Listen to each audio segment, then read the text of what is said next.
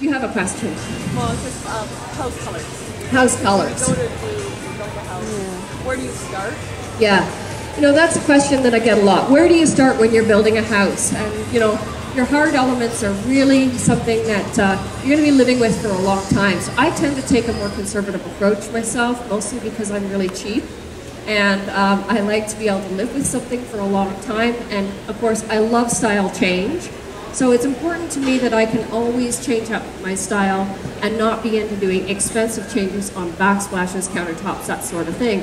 So picking out your kitchen, to me, is really a style statement and a great leaping point for you. You know the function of what you want in the kitchen. You know what kind of countertop surfaces are really affordable for you for your project. And that is really a style leaping point. You know what type of style you want the house to feel like?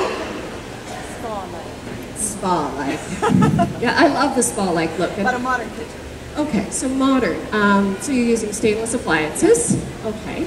Now there's a whole bunch of ways to get a more modern look. You can go to an all-white cabinetry that's a very plain face and very stylized long hardware. You can get a more woody look that's more of a teak. And again, the biggest thing for you is that your cabinet shape will really determine how simple and how modern it is. Have you decided on your cabinet cover shape? And what is it like? It's more like a chocolate. We have a chocolate kitchen cupboard and stainless appliances. The colors are different for everyone. So what I think is chocolate, you do not. Yeah, that's okay.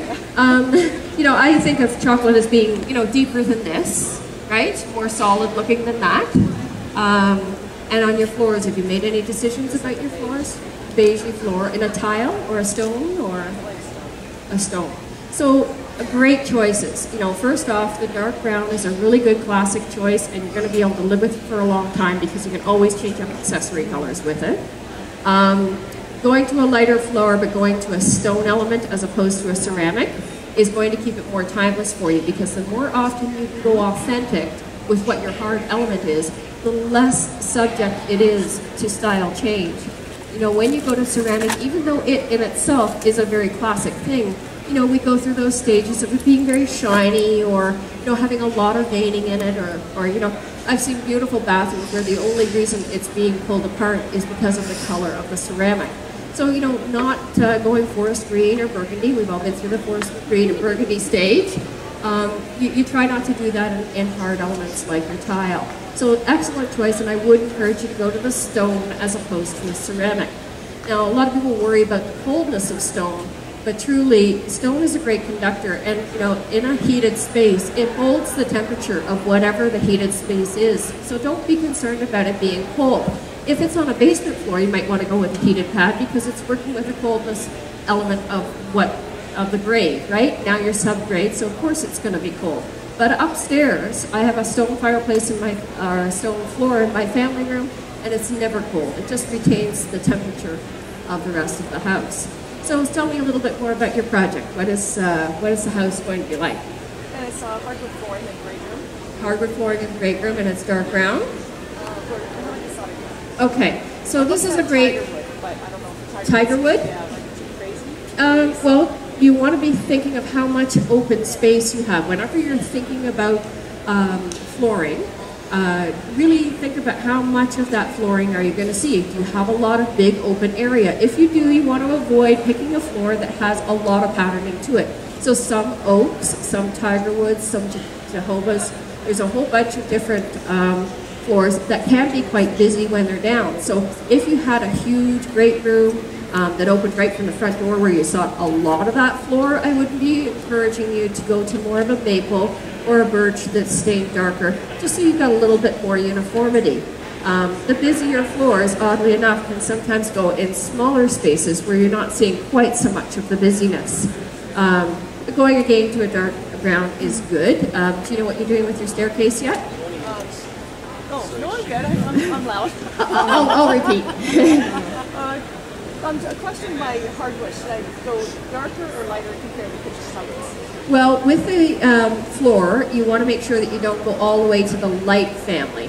When your cupboard door is established, and this is one of the reasons why I think it's a good idea to really establish what your kitchen project is, because it is that style leaping point. So In your particular case, having the chocolate brown is tying you a little bit to that chocolate brown family. You don't want to leap all the way to a maple, because then sometimes that contrast will tie you into a very contemporary look, and that may change a little bit for you over time. So going with that plainer cabinet, this chocolate brown, and then a little bit lighter on the floor than what the cabinetry is. The reason I say that is because chocolate brown on a floor, you want to be married to your Swifter. Because you're going to be every day going through the house to get rid of the dust, particularly if the house has a lot of windows. So, you know, you want to be conscious when picking floors. Medium tones are the best, because really, really light shows everything, and really, really dark shows everything. So, and then you lead from that floor, and not all of us can afford a beautiful solid wood staircase. So there's an area where you've got a little bit of a style statement as well. How you choose that railing, how you choose that spindle, what you do with that staircase will really say a lot about how you want the house to project. So have you decided about a staircase yet? Staircase is not a huge issue because it's off of, as you go to the master bedroom. Yes. So no one's going to see it. Okay. It's sort of off the So is it a bungalow that you're working with? Yeah. Okay. So and I'm just going to come away from your project a little bit there. In a two-story, there's a whole bunch of different options. You know, the painted riser and the stained tread, and I get the question all the time, am I supposed to paint the spindle? Am I supposed to paint the handrail with the newel post at the end? Which color is it supposed to be? Every single one of those, there's a different answer for a different style. So there is no fixed, you must do it this way. The white riser with a stained tread is a very classic look and almost immediately takes the formality of the area up a notch. So if you don't have a terribly formal house, you want to avoid having too much of that contrast there. If you like a painted and wood combination and you have a more casual house, you may want to think about even doing a color, and maybe that color is emulated somewhere else in cabinetry. It could be a stagey green, and you can get a very New England kind of feel. So it's another area that is really about style, and how you treat that, as I say, depends on what is right for you.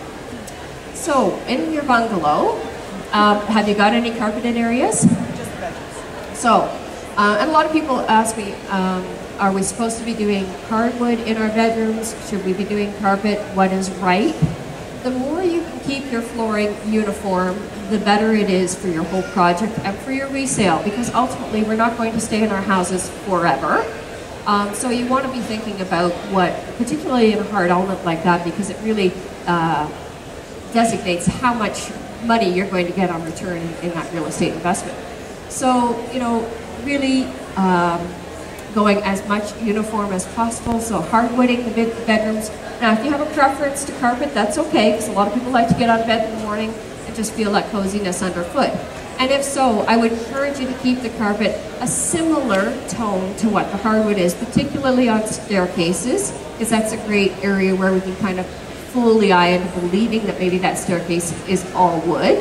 So you've got the texture of the carpet and the warmth and the safety on stairs of carpet, but not the actual expense of going to a hardwood staircase. So in your bedrooms, the big thing with carpet is, unlike paint, carpet looks lighter when it's down. Paint always looks darker when it's on. So when you're picking your carpet for that area, you want to think about picking a color that is not all the way to cream. The temptation will be there because of your stone, but try to get a stone that has a good variety of different tones in it that's out in your kitchen area.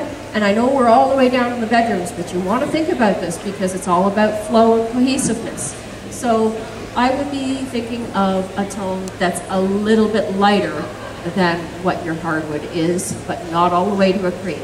And when you're picking your stone, try to have more than one tone in it. Should have some grays, should have some beiges, so you have the flexibility to change what your neutral is from creams to grays later on. Use the same floor in the kitchen and the bathrooms? Yeah, I like that consistency of using the same stone in the kitchen and the bathrooms, just because I think it does allow you a lot of flexibility. However, there's a lot of other areas where you can put a little bit of a style statement that's not a lot of money. vanities have come down in price tremendously. If you go around to Home Depot and Rona and some of these big boxes, they provide vanities now at an extremely reasonable price. And there's an area where you can really designate what that room should feel like, where you haven't had to tear up the floor. You know, so keep the floor nice and neutral. You can go to a little bit of a bordered area to create a mat in front of a vanity or something like that, bring in a little detail there. But even at that, I would be keeping it really simple and probably even to a glass tile or a mosaic and creating a border out of that, again in a neutral tone. Any other questions on your particular project? Okay. Anybody else with a project? Okay. We're building a new home. Great, building a new home, and whereabouts is it? It's in Essa Township. Essa Township. Okay, and are you out in the woods? Or are you? We are. We're in okay. 5 acres tree. Oh, right on. So we're at the stage now of picking flooring and kitchen cabinets. Okay. So we kind of have a couple samples of colors. Oh, fantastic. So we love samples. We have so 3 questions, I guess. Okay. One is, are the colors? It's a bungalow and it's all open concept kitchen and living room. That's so we've got a bungalow, great room and kitchen. Great room and kitchen. So one is, do the colors work together? 2 is, do we have too many different patterns?